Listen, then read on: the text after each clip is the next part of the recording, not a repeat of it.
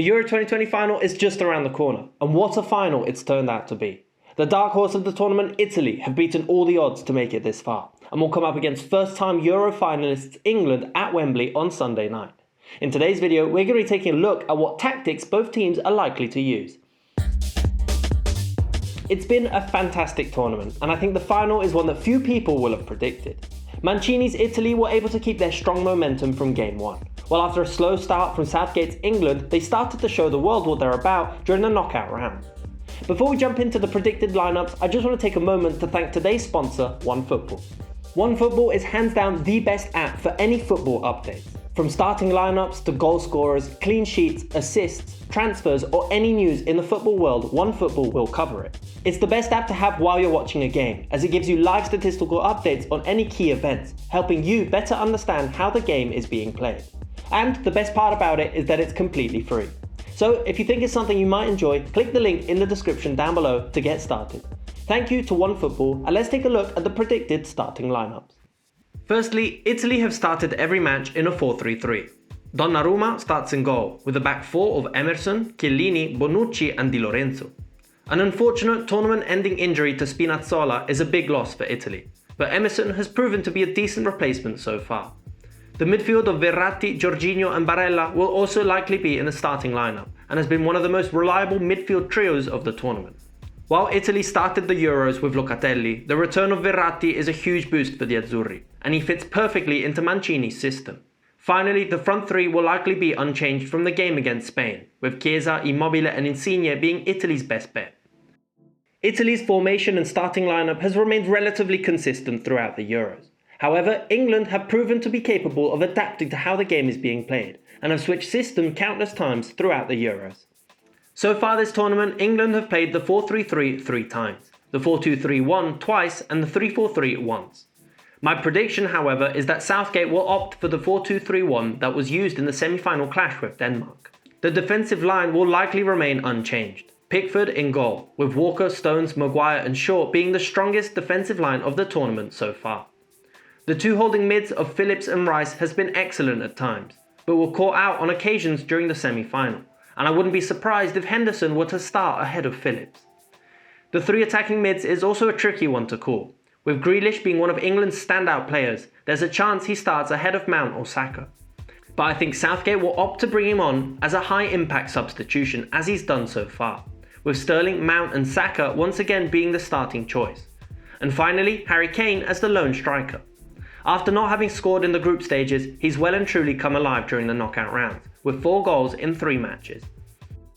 Both Italy and England are coming into the final with some very impressive defensive statistics, which goes to show how Mancini and Southgate approached the Euros. Now, let's take a look at how both teams look to move the ball when in possession. When building up, the back line will shift into a back three. With Spinazzola in the team, the back three was made up of the centre-backs and Di Lorenzo. However, since Emerson is featured, it's usually Jorginho who will drop deep between the centre-backs, and allow Emerson and Di Lorenzo to push further up. Italy's double pivot structure of Verratti and Jorginho means the team has 2 routes to explore when moving up the pitch, and allows Barella to pick up some excellent positions further up. Barella is extremely dynamic, and will help Italy create overloads down the flanks or down the centre. In their match against Spain, Italy struggled to move the ball down the middle, as Spain were excellent at closing down the space and forcing Italy out wide. But with a target man in Immobile up top, Italy would also look to directly bypass the midfield and find the striker on the back line, who would then have support from Insigne, Chiesa or Barella to receive the knockdown and attack Spain's back line. The width from Italy in recent games was mostly provided by either Chiesa or Barella, who would attempt to stretch the defence, with Insigne and Immobile attacking the centre of the box. A key area that was crucial for Italy during the first few games was the extremely offensive Spinazzola, who would allow Italy to commit more numbers in the box, as they would end up having 5 players on the offensive line, often resembling a 3-2-5. However, with Emerson and Di Lorenzo being more defensive-minded and arguably more wary of Spain's counter-attacking threats, the fullbacks would overlap a lot less frequently, and were used mostly as support in line with Jorginho and Verratti, to move the ball out of tight spaces if Spain had closed the space down effectively. Overall, the main danger Italy possess is their transitional speed. The excellent partnership of Chiellini and Bonucci helps Italy regain possession and will immediately look for Immobile, whose hold-up play allows Chiesa, Insigne and Barella to all attack the back line, and immediately look to find space in behind the opposition.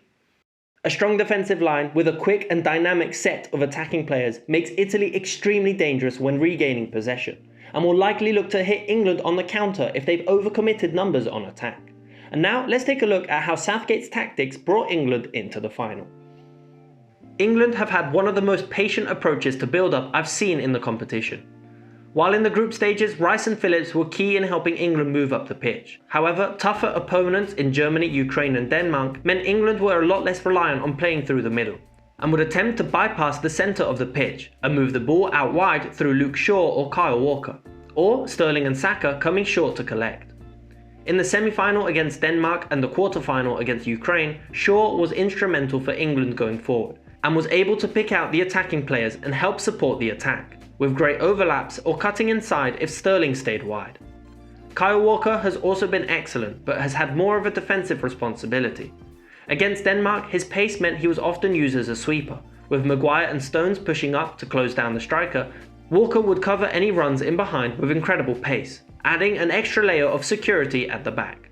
One area that England also looked to exploit is overloading the midfield with Harry Kane.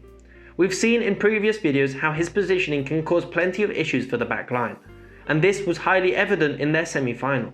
By coming deep into the midfield, it allows Mount to push on the back line, and with enough time, Kane can pick out the players ahead of him with excellent precision, just like the ball for Saka that drew England level. Mount has also been dynamic and can help overload on the flanks, or will add central numbers for crosses or for layoffs on the edge of the box. Both Italy and England have key areas that they look to exploit when in possession. And in the final part of this video, I want to focus on what these areas could be, and how they will lead to the winner of the Euros. Firstly, the key area I think England will look to exploit is the centre. We saw how Italy had a lot of difficulty defending against Spain's false nine system, and I think England will attempt to do something similar when in possession. And we're likely to see Kane drop deep to help outnumber Italy's midfield in a 4v3. This could potentially lead to either Chiellini or Bonucci stepping out of line and freeing up space for the wingers to cut inside. Secondly, the other key area, which is where I think Italy have been the most dangerous, is down the flanks. Italy's 4-3-3 is much more similar to a 3-4-3 when in possession, and they will likely try and exploit spaces in these areas. Stones and Maguire will look to frustrate Immobile, who will have a hard time finding space to lay the ball off, and will certainly aim to shift out wide and create overloads with Barella, Chiesa and Insigne. It's an extremely tough game to call, and it could go either way. And now I'm curious to know what you guys think. Who do you think is going to win the final? And who's been your favourite team to watch so far in the competition? Leave your thoughts in the comments down below, along with any suggestions for future videos. And if you enjoyed this content, please leave a like and subscribe for more. Thanks for watching.